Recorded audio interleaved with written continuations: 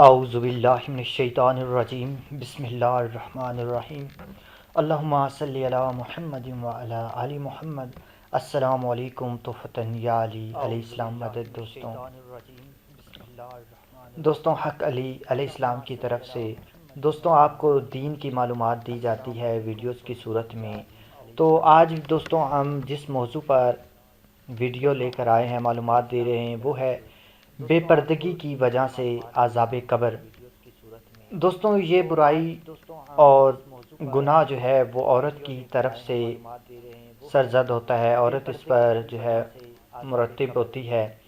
تو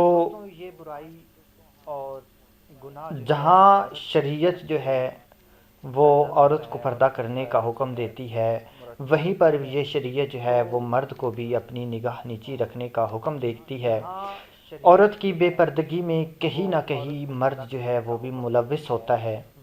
تو دوستوں آج اس کی وضاحت کرنے جا رہے ہیں۔ اس سے پہلے دوستوں اگر آپ نے چینل کو سبسکرائب نہیں کیا تو چینل کو بھی سبسکرائب کر لیں اور ساتھ بیل کے بٹن پر کلک کر دیں تاکہ میں جو بھی ویڈیو اپلوڈ کروں اس کا نوٹیفیکیشن آپ کو ملے اور آپ ویڈیو دیکھ سکیں اور فائدہ حاصل کر سکیں۔ دوستوں عذاب قبر کسی قسم کا بھی ہو، کسی کی وجہ سے بھی ہو، وہ یقیناً بہت ہی دردناک ہوتا ہے، اور دعا گو ہوں کہ اللہ تبارک و تعالی ہم سب بہن بھائیوں کو، عزیزوں کو جو ہے وہ قبر عذاب سے محفوظ رکھے۔ آمین الہی آمین۔ چلتے ہیں دوستوں ویڈیو کی طرف۔ ایک نوجوان نے کچھ اس طرح حلف دیا ہے کہ میرے ایک عزیز کی جوان بیٹی اچانک فوت ہو گئی۔ جب ہم تدفین سے فارغ ہو کر پلٹے تو مرحومہ کے والد کو یاد آیا کہ اس کا ایک ہینڈ بیگ جس میں اہم کاغذات تھے وہ غلطی سے میت کے ساتھ قبر میں دفن ہو گیا ہے۔ چنانچہ مجبوری دوبارہ قبر کھودنی پڑی۔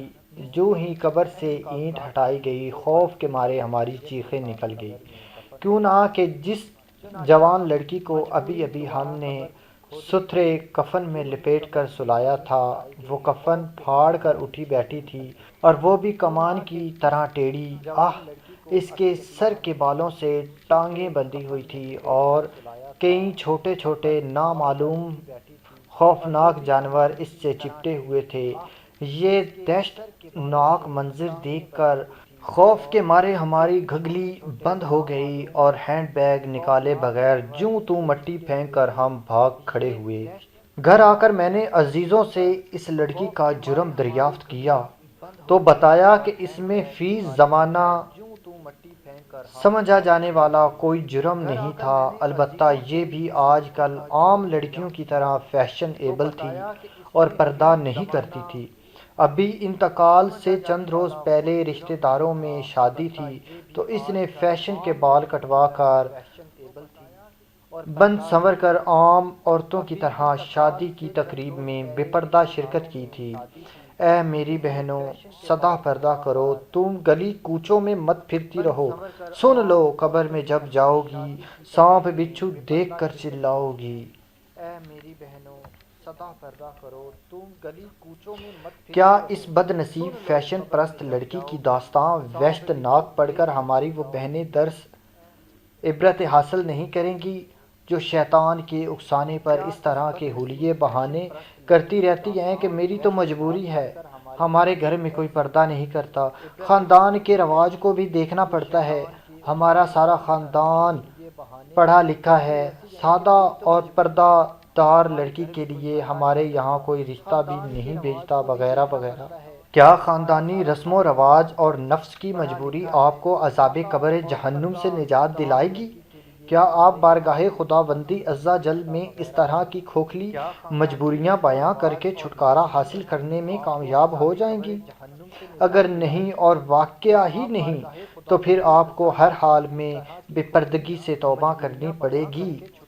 یاد رکھیے، لوح محفوظ پر جس کا جہاں جوڑا لکھا ہوتا ہے وہی شادی ہوتی ہے، ورنہ آئے دن کئی پڑھی لکھی ماڈرن کنواری لڑکیاں پلک چھپکتے میں موت کا شکار ہو کر رہ جاتی ہیں، بلکہ بعض اوقات ایسا ہوتا ہے کہ دلہن اپنی رخصتی سے قبل ہی موت کے گھاٹ اتاری جاتی ہے اور اسے روشنیوں سے جگمگاتے، خوشبوؤں مہکاتے حجرہ عرسی میں پہنچنے کے بجائے کیڑوں مکوڑوں سے لبریز تنگ قبر میں جو ہے وہ اترنا پڑتا ہے۔